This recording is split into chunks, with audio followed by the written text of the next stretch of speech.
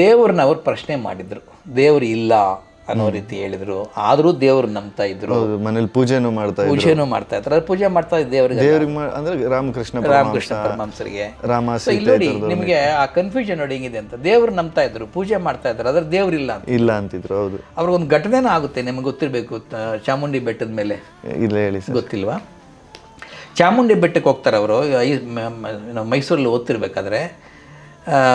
ಅವರು ಮೂಲತಃ ಒಂದು ಸ್ಥಿತಿವಂತ ಕುಟುಂಬನೇ, ಆದರೆ ಆ ಕಾಲಘಟ್ಟದಲ್ಲಿ ಅವ್ರ ಮನೆಯಲ್ಲಿ ಏನೋ ಮ್ಯಾನೇಜ್ಮೆಂಟಲ್ಲಿ ಹೆಚ್ಚು ಕಮ್ಮಾಗಿ ಅವರ ಬೆಳೆ ಎಲ್ಲನೋ ಚೆನ್ನೈಗೆ ಹೋಗಿ ದುಡ್ಡು ಏನೋ ಸ್ವಲ್ಪ ಬರದೆ ಸ್ವಲ್ಪ ಅವ್ರಿಗೆ ತೊಂದರೆ ಆಗಿರುತ್ತೆ.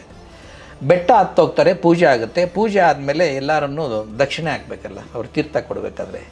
ಇವ್ರ ಹತ್ರ ದುಡ್ಡಿರಲ್ಲ, ಇವರು ಹಾಕಲ್ಲ, ತೀರ್ಥ ಕೊಡಲ್ಲ ಮನುಷ್ಯ.